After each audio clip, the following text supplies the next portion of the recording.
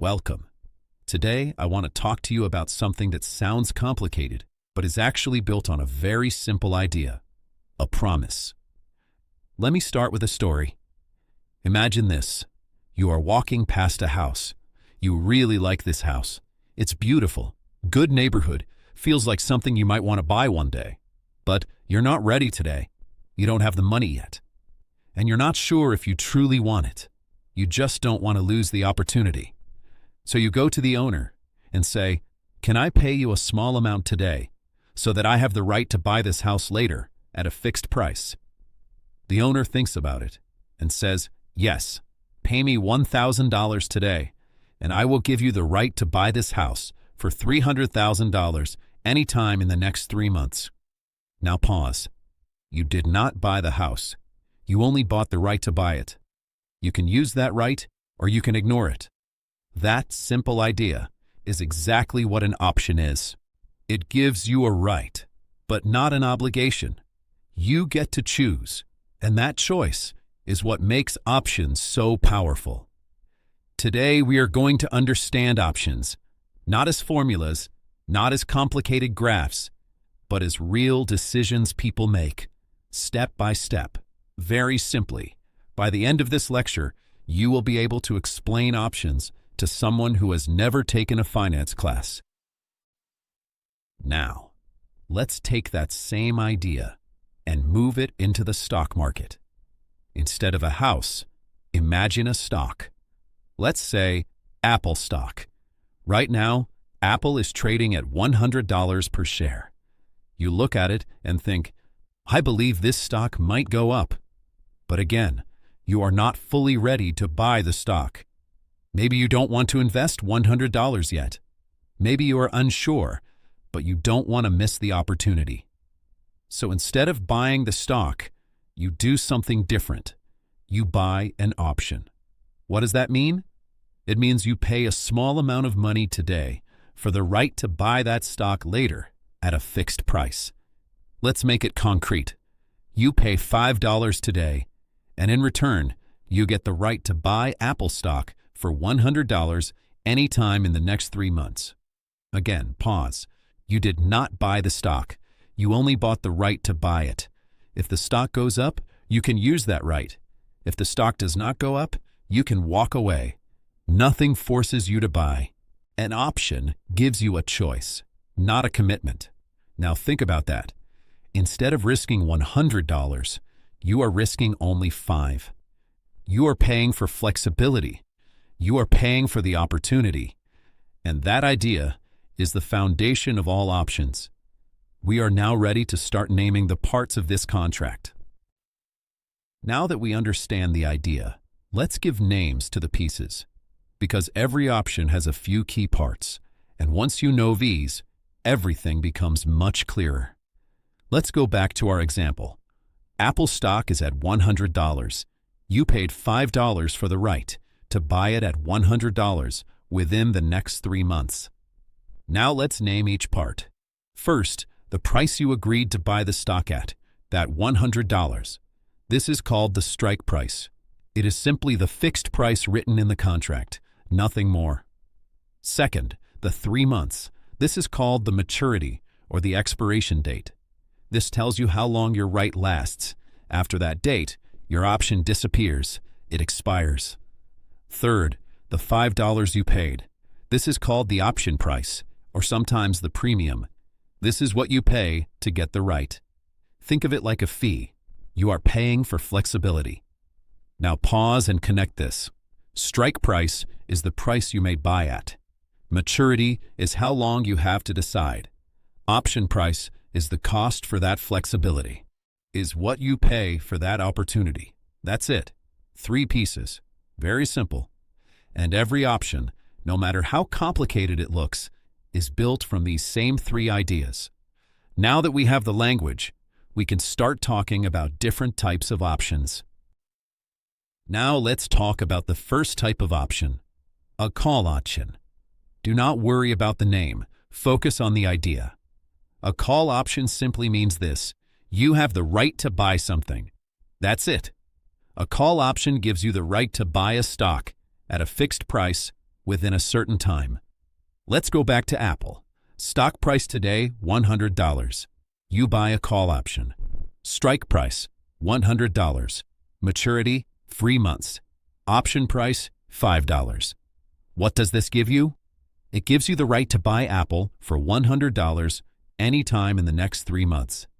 Now let's imagine what happens next. Suppose the stock goes up. Apple goes from $100 to $130.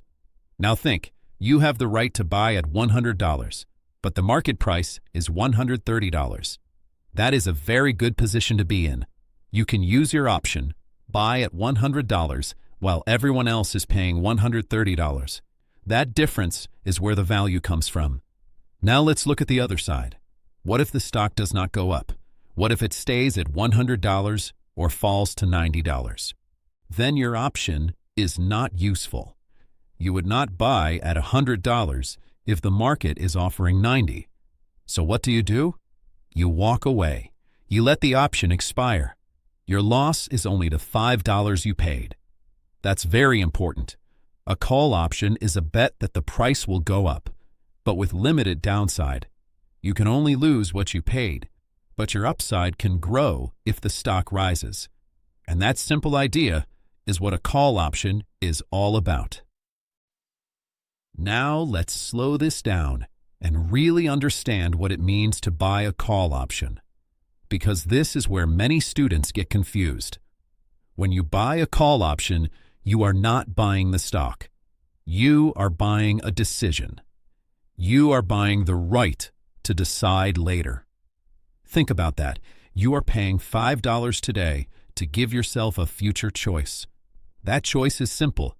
If the price goes up, I will buy. If the price does not go up, I will walk away. That's it. Now let's walk through it step by step. Day 1. Apple is at $100. You pay $5 for a call option. Strike price, $100. You now hold the right. Now time passes. Let's say 1 month later, Apple is at $120. Now you have a decision. Do you want to use your option? Yes, because you can buy at $100 while the market is at $120. You are effectively gaining $20 in value, minus the $5 you paid. Now imagine a different outcome. 1 month later, Apple is at $95. Now what? You would not buy at $100. So you do nothing. You let the option expire. Your loss is only $5. So what did you really buy?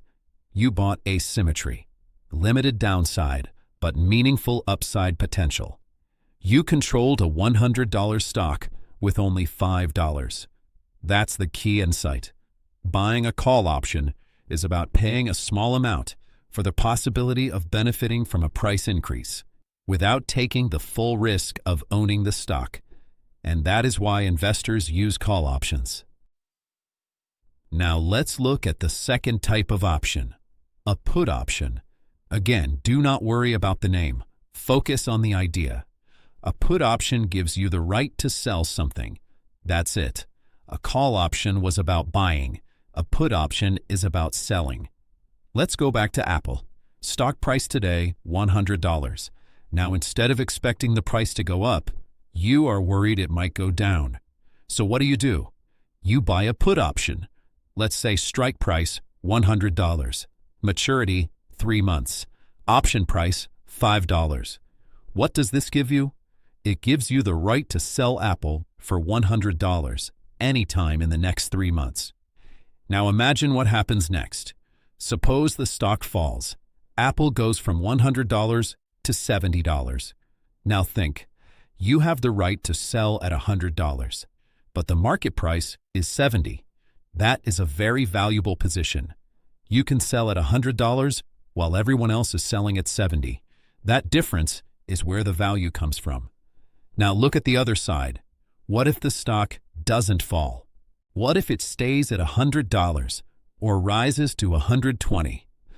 Then your put option is not useful. You would not sell at $100 if the market is offering $120. So what do? You walk away.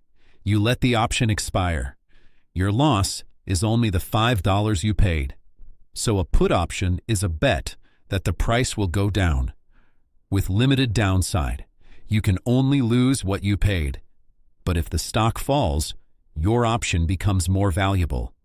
And that simple idea is what a put option is all about. Now, let's slow this down again and really understand what it means to buy a put option.